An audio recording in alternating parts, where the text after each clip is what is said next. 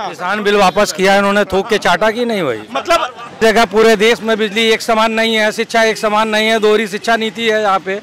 Corona में जो है स्कूल कॉलेज बंद रहे, आज भी पूरी फीस ली जाती है। अभी तो मुंह से बोल रहे हैं ना मोदी, चुनाव बाद फिर कर देंगे, फिर वही कर देंगे, वही रंग वापस आ जाएगा। अन्ना हजारे और 1.5 लाख 1.25 लाख वाला बाबा कहाँ चला गया? लेकिन हमारा मुद्दा ये है कि इस बार 22 में किसकी सरकार? देखिए 22 में किसकी सरकार वो कोई बता नहीं सकता है कि 22 में कौन आएगा कौन नहीं। लेकिन फिर भी एक आंकड़ा लगाया जा सकता है, तो आपको क्या लगता है क्या माहौल चल रहा है आपके पूरे प्रयागराज में? आपकी प्रयागराज में ये भी माहौल आपको हम बता दे रहे हैं, हो सकता है कांग्रेस भी आ सकती है, ऐसी बात नहीं है, समझ रहे हो ना। प्रियंका के आने से जो है हम लोग किसी पार्टी नहीं है कि मतलब उनका गुणगान कर रहे हैं, कि उनका गुणगान कर रहे हैं क्या अंकल जी?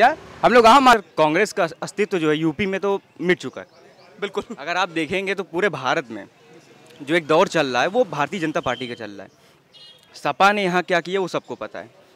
अगर सपा ने अच्छा काम किया होता या और भी उच्च स्तरीय काम किया होता तो यहाँ पे बीजेपी से पहले सपा थी ही, फिर से सपा आ गई होती।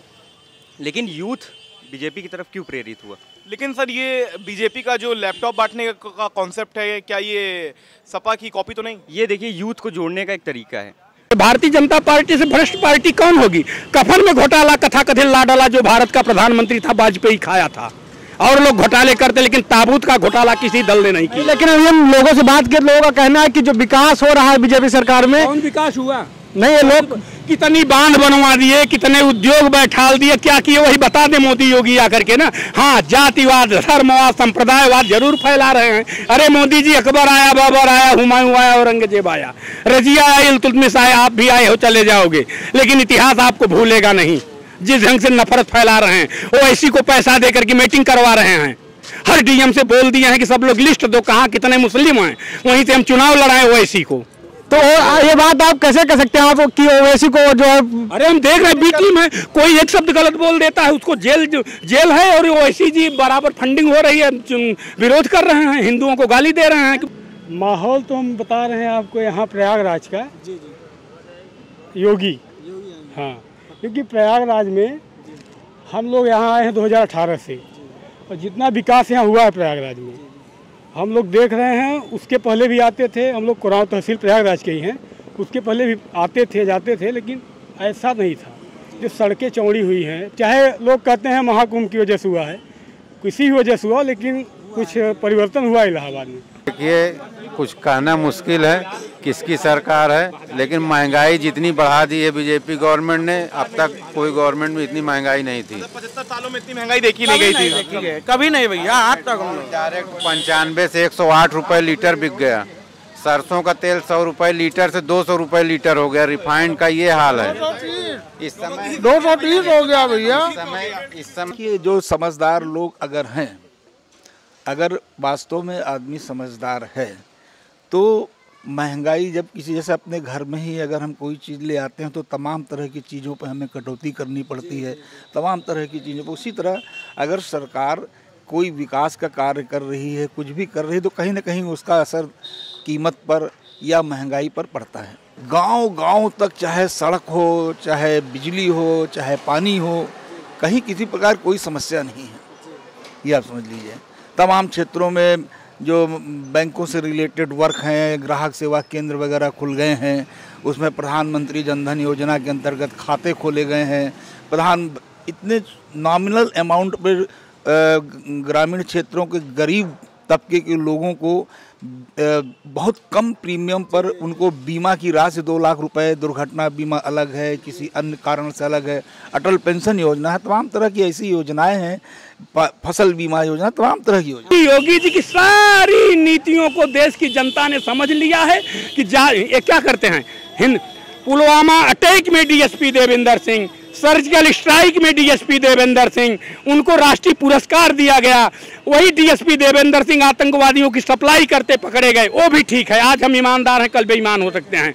लेकिन उससे बड़ी बात क्या है कि 1.5 महीने में बेल लेकर के जेल के बाहर डीएसपी देवेंद्र सिंह घूम रहे हैं। ये मोदी का जो है देशभक्ति का पुख्ता इतिहास है, मैं उसमें नहीं जाना चाहता। बंद कर दी गई, लेकिन यही नेता हमारे प्रधानमंत्री अटल बिहारी वाजपेयी खुद उसी पेंशन पर पल रहे थे, और जितने नेता हैं उनको पेंशन मिल रही है, बाकी सब लोगों को पेंशन बंद कर दी गई। कहने को तो बहुत कुछ है इस राज्य में। ये जो सरकार चल रही है ये बिल्कुल किसान मजदूर सबके लिए महा बेकार है। महंगाई चरम पर है। बताइए, सेब और टमाटर एक भाव है। ये मोदी सरकार है, ये बीजेपी की सरकार नहीं है। महंगाई को देखते हुए अखिलेश सरकार की आने की ज़रूरत है। इसलिए यहाँ बेरोजगारी है। लड़के रोज सुबह शाम तक चर्चा करते हैं कि ये सरकार, योगी सरकार को दिन भर गाली बकते हैं। लेकिन और जिंदगी नहीं जी जाती। जी, आप नाम बताएं अपना। यस। हाँ, तो आप क्या कह रहे थे? हम कह रहे हैं उम्मीदों पे जिंदगी नहीं जी जाती है। अच्छा, हाँ, तो आपके हिसाब से कौन होना चाहिए? योगी आदित्यनाथ। योगी जी। तो आपको लगता है कि योगी जी करेंगे? बिल्कुल जीतेंगे। अच्छा, तो मतलब इस बार अगर योगी जी फिर से आए तो विकास होगा? बिल्कुल होगा, हुआ ही है, उन्होंने आगे किया ही है। अच्छा, 5 सालों में यूपी को चेंज ही कर दिया अधिकतर से ज्यादा उनके आने में। सबसे बड़ी चीज गुंडा राज खत्म कर दिया यहाँ। जी, यहाँ पे ये कह रहे हैं कि गुंडा राज। जी, क्राइम इन्होंने सबसे यहाँ खत्म किया। इतना क्राइम रेट कम हुआ है यूपी में आगे। तो और पूर्वांचल एक्सप्रेसवे जैसे उन्होंने रोड दिए हैं और इलाहाबाद में भी काफ़ी स्मार्ट सिटी के प्रोजेक्ट पर काफ़ी काम हुए हैं और इस तरह बहुत से काम हुए हैं विकास कार्यों पे। और बस बाकी अखिलेश ने भी तो काफी विकास किया है, तो अखिलेश जी को नहीं, उनका विकास तो कहीं दिख नहीं रहा है, कहीं हमको आज तक दिखा ही नहीं। अरे ये जो 100 नंबर है, एम्बुलेंस सेवा है, उन्होंने काफी सुविधाएं दी। ये तो छोटी सुविधाएं हैं हमारे हिसाब से। हाँ, ये 100 नंबर, हाँ उन्होंने अच्छा किया। योगी जी का किस काम से आप ज्यादा प्रभावित हुए कि उनको चुने? प्रभावित खत्म हुआ है योगी सरकार, गुंडा राज खत्म हुआ है योगी सरकार। गुंडा राज खत्म हुआ, तो मतलब आपका कहना है कि अखिलेश राज में गुंडा राज था? जी, अखिलेश राज में बहुत गुंडा राज था। कोई पीड़ित आदमी कहीं जा नहीं सकता था। जहाँ चाहे वहाँ उनको मारते पीटते थे। देखिए, सच पूछिए तो पार्टियां तो आती जाती रहेंगी। जी बिल्कुल, लेकिन देश सर्वोपरि है। देश को अखंड रहना चाहिए। उस पार्टी को हम वोट देंगे जो देश की अखंडता को बरकरार रखे। आई कहिए महंगाई फंगाई ये सब चलती रहेगी। महंगाई तो मतलब चलती रहेगी, महंगाई आती जाती रहेगी। और जो है सड़क, बिजली और जो है ना पानी, ये तो इफरात मिल रहा है यार। अच्छी ऐसी सड़क कभी थी ही नहीं। लेकिन दादाजी, महंगाई थोड़ी बहुत हो तो चलो लोग झेल लेते हैं, लेकिन महंगाई कुछ ज्यादा बढ़ रही है। लोगों का कहना है सिलेंडर, सुन लीजिए, हमारे यहाँ से महंगाई बढ़ गई है। लेकिन एक दिन मैं जा रहा था, विक्रम में बैठा था, तो उसने कहा कि महंगाई जो है, महंगाई ज्यादा है। तो हमने कहा कि तुम विक्रम का किराया भी तो बढ़ाते हो।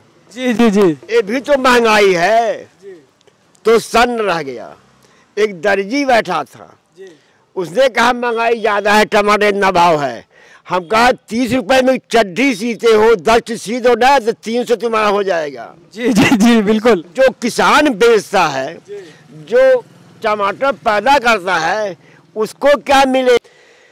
अगर पाकिस्तान में बोल जाए हिंदुस्तान जिंदाबाद ना, हाँ, तो उनका खलरी निकोल देंगे। सरेआम गोली मार देंगे, सरेआम गोली मार देंगे ऐसे सड़क पर। दादाजी का कहना है कि पार्टी कुछ भी हो, किसी की भी हो, लेकिन देश सुरक्षित रहना चाहिए। और दादाजी को लगता है कि देश बीजेपी सरकार में ही सुरक्षित है। हाँ, और कहीं पर सुरक्षित नहीं है। नौटंकी करते हैं सब। हाँ, एक दूसरे को लड़ाते हैं। कन्हैया कुमार जेएनयू में पाकिस्तान जिंदाबाद बोल रहा है, वो चुनाव लड़ रहा है, उसके साथ सख्त कार्रवाई होनी चाहिए। उसका चुनाव लड़ता है, हमारे समझ नहीं आता कैसे संविधान यहाँ का है। जिन्ना अच्छे थे और सभी पार्टियां अवसर देख रही हैं यार कि कहाँ हमको मौका मिलेगा, कहाँ हमको मिनिस्ट्री मिलेगी, चीफ मिनिस्ट्री मिलेगी, प्राइम मिनिस्ट्री बनेंगे। और कोई एम नहीं है, सत्ता है। सत्ता में आने के बाद सब कुछ भूल जाएंगे। हाँ, अब बीजेपी जो है, पहली बात तो ये राष्ट्रवादी पार्टी है, इसलिए इसको महत्व देता हूँ। वो तो आज हैं, कल नहीं रहेंगी, लेकिन देश तो रहना चाहिए। देश रहना चाहिए। आप मतलब अंकल जी का कहना है कि कुछ भी हो, लेकिन जो देश के साथ है हम उसके साथ हैं। देश तो रहना चाहिए। आखिर इतनी मस्ती कहाँ मिलेगी? इतनी मस्ती कहीं नहीं मिलेगी। मुसलमान ही मान लीजिए हैं, मुसलमान ही मान लीजिए हैं, जितनी मस्ती इंडिया में है, इतनी मस्ती मुसलमान कंट्री में भी उनको नहीं मिलती। लेकिन उनको समझ में आना चाहिए ना। आप मुसलमानों की बात कर रहे हैं तो दादाजी हम आपसे कहना चाहेंगे कि कुछ लोग कहना है कि मुसलमान बीजेपी सरकार में डरे हुए हैं। एक बात बता दें, डरे नहीं है, उनको डरा दिया गया है। खिलाफ पार्टियां डराती है, उनको कोई दिक्कत नहीं कि प्रैक्टिकल उनके स्वयं नहीं आता। मुसलमान कहते हैं ना कि हमारे बच्चे शिक्षित कम है, तो शिक्षित कम है। तुम्हारे घर लड़कियां जब नहीं पढ़ने जाएंगी तो यूनिवर्सिटी तुम्हारे घर में आएगी क्या? नहीं, बिल्कुल नहीं। वो पढ़ने नहीं भेजोगे। तुम्हारा इतना पर्दा प्रथा है, प्यासा कुएं के पास जाता है। इतना पर्दा प्रथा है कि तुम्हारी लड़कियां नहीं पढ़ने जाएंगी यूनिवर्सिटी में, और नहीं पढ़ेंगी कोई एजुकेशन। जो कोई एजुकेशन नहीं पढ़ेंगी तो यूनिवर्सिटी यहाँ नहीं आएगी। वो नौकरी नहीं करना चाहेंगे तो नौकरी क्या यहाँ मिलेगी? क्या घर में अगर बिल्कुल नहीं। वो पढ़ना नहीं, ऐसी कोई सरकार नहीं आई जो मुसलमानों को पढ़ने से रोका हो। ये पढ़ते